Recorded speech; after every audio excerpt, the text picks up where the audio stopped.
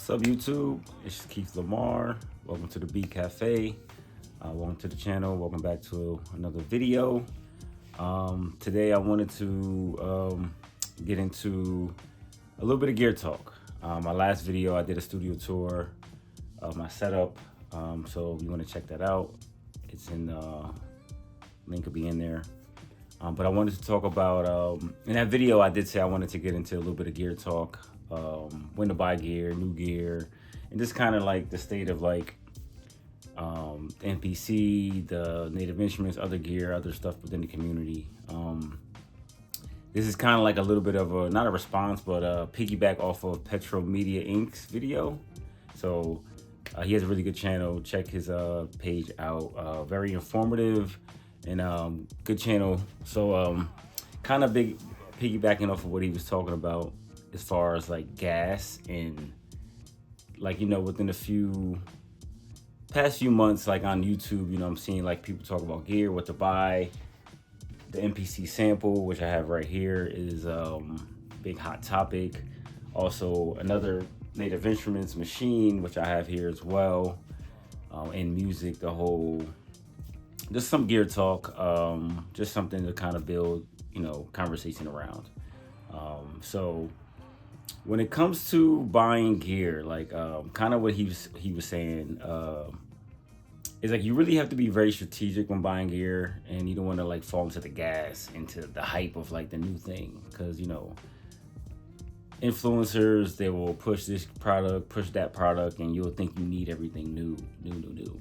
So kind of like in my video about the my studio tour, I kind of mentioned buying new gear, some of the stuff that I did purchase recently, and even overall when it comes to buying gear, I feel like a good approach is to take a step back and to kind of maybe see, like what I did was kind of see what kind of producer you are, what kind of music you want to make, and look at what you do have and see what you can maybe add that is not necessarily something that totally replaces what you do have. Like, you know, if you're using Ableton or you using Logic, and it's like, oh, I want to use another DAW, or if you're using an MPC or Maschine or whatever, it's like, I want to get this drum machine or that one. It's like, maybe take a step back and say, okay, what is that piece of gear doing that the gear that I have already not doing? And most times you'll find like nothing. It's just a different piece of gear. And I want something he did mention. This is Petro Media. He mentioned another video prior, and it kind of really like hit a light bulb in my head when it was like, he said, if you use Logic or any piece of gear and it's easy, just keep using it. And that's kind of what happened with me a little bit when with Maschine. And again, like I'll get into that as far as like the whole, you know, the insolvency with Maschine, and then the, you know, the lack of updates and the lack of having a new machine in some years. I kind of was like wanting to get something. I wanted a new MPC or MPC, because I started with an MPC, and I wanted to get a new one, like one of the new gens. But I kind of took a step back and was like, well, what is the MPC gonna do differently than Maschine? And honestly, the talk around Maschine for me, because it hasn't been updated in so long, quote unquote, which I understand it may need one. You know, it's been like 8 years. But there's really nothing missing in Maschine that I want. I can't, like, if you told me to list 10 things I wanted, or 5 in Maschine, I might could think of 2, maybe. So it's kind of weird that it hasn't been updated in a while, and it's like, maybe, you know, they probably are lacking in some ways, but it's not really missing anything, at least for my setup, at least for how I produce. So when I kind of like started to kind of come to that realization, and when he said that, it was like, again, like a light bulb. Like, so when I took a step back into like saying what kind of producer I am and what I want to enhance or improve on, like I'm a sample-based producer. So let me do things and add things that would just help with that. So that's why I got the record player. You know, I mean, it's right here. You can't see it, it's off camera, but So that was able for me to now start digging for records more like I used to way back in the day when I had my MPC 2000. I still have it, but like, you know, over the years, using Maschine now, computer-based samples, Splice, TrackLib, things of that nature, YouTube. I haven't really been digging into records and vinyl and sampling. So let me just add that to the repertoire where I can grab records that people may not have. I can dig. I know people don't dig like that no more, but again, I'm gonna dig. So that's something that just adds to what you have instead of like totally replacing it. So I think that's a good approach to, block some of the noise out of getting a new shiny thing. And it's cool to buy something, and sometimes buying something, you may be debating a couple pieces of gear. You may buy one and realize, I should have got that. So sometimes buying something helps you decide you need something else or you don't need that. Or so, you could always sell it, of course. But again, take an inventory of what you have. And then, like I said, what kind of producer do you want to be? What do you want to grow to and gravitate to? And the truth is, like, we all know this. The gear doesn't make you better. Yes and no, one and the same per se, but the reps do. So, like, I got the record player a few weeks back, and I sampled 2 records. I made 2 beats with, not with the record player, but, I sampled 2 vinyls that I had. And the crazy thing is, one of the vinyl that I've had forever. Is one of my dad's records that, most of these records are my dad's that I've had since I was like in high school. And I had MPC 2000 and I had records.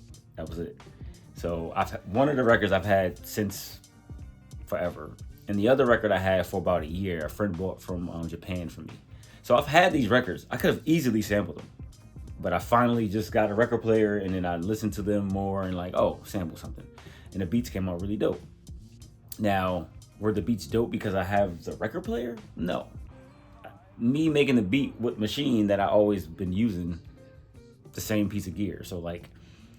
So yeah, the beat is better.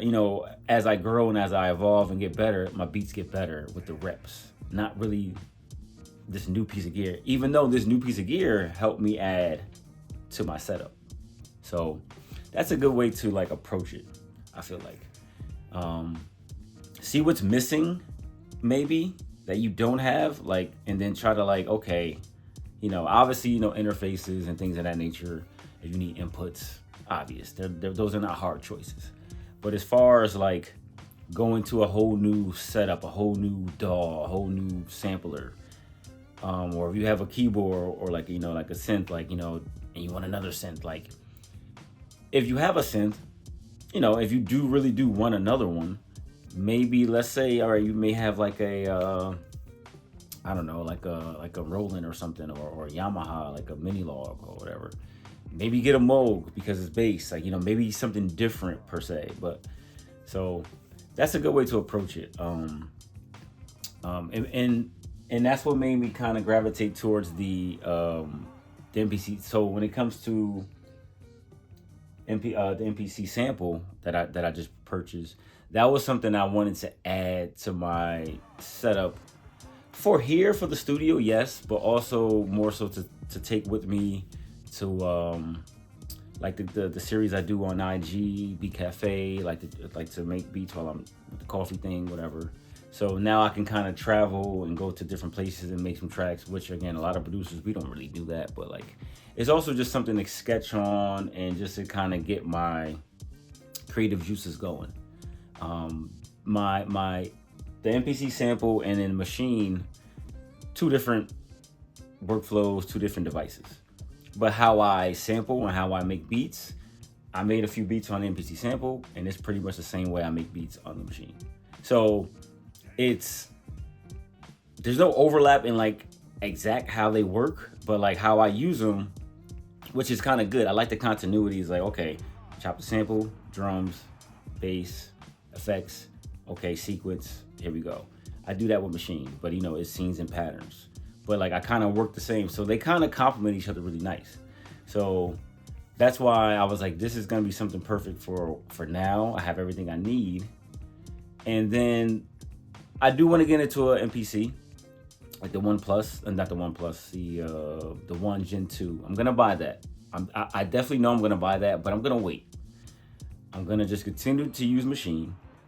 I'm gonna continue to just do that and work with the MPC sample, and then, like you said, eventually, when I'm ready and when it makes sense, I'm gonna get an MPC one, and then I'll have a little bit more continuity as far as like the MPC sample and that, because, yeah, like I feel like at some point that switch would make sense, but like who knows when that's gonna come, because like I said, I don't know what else. I'm not really missing anything with Maschine. It's easy to use. I like the workflow. Like I said, maybe there's, like I said, it's been a while since they updated it, but the software probably could use some updates and upgrades. They just did a 3.6 update, which is, something to the mixer. But I feel like the direction that maybe they should go in is maybe like I could see them going in a direction like with maybe like the arranger view, with maybe more audio, maybe making it a little bit more like a traditional DAW. But is that needed? No. Could be a dope feature, yes. Who knows? So we'll see what comes with that, with End Music buying it. And they made the 3.6 update, so like there's maybe some promise that there will be getting some more updates. Maybe there's an MK4 coming out. I know people are talking about the standalone Maschine Plus, which gets me to another point of the gear in the whole standalone talk, and the like standalone versus not standalone. And it's like, I think we kind of be wanting every device to be the same device. Like the MPC is a standalone device, whether you're using it standalone actually or you're using it in controller mode. What I mean by is like the workflow of that device, just like the MPC sample. Obviously, this is way more standalone because it's like nothing, like it's not like full fledged with the software and the plugins like the One and the Live 3. But you work right here. You're like right here in the box. With Maschine, you're kind of like here and you're on the computer. You're kind of like both. At least how I work. And I know most people that use Maschine are kind of like that. So whereas when they made the Maschine Plus, and people are like, we need a standalone. It's like, do we? Because when you think back of the MPC Renaissance, that was a controller. And I don't know who uses that, who did use it. I don't know how. I feel like it wasn't the biggest hit for MPC. But they went from the flagship old school ones to that. And then I did okay, I guess, but I feel like it didn't do that well. And then they went to the MPC Live, the Live 2, 3, XL, 1, all the new gens. So, but when you think about it, no matter how you use the MPC, the new ones, you're kind of still right here, like controller mode or not. So when they went to the Renaissance, it was like they made it a controller and you had to be hooked up, when it's like, that's not the MPC workflow.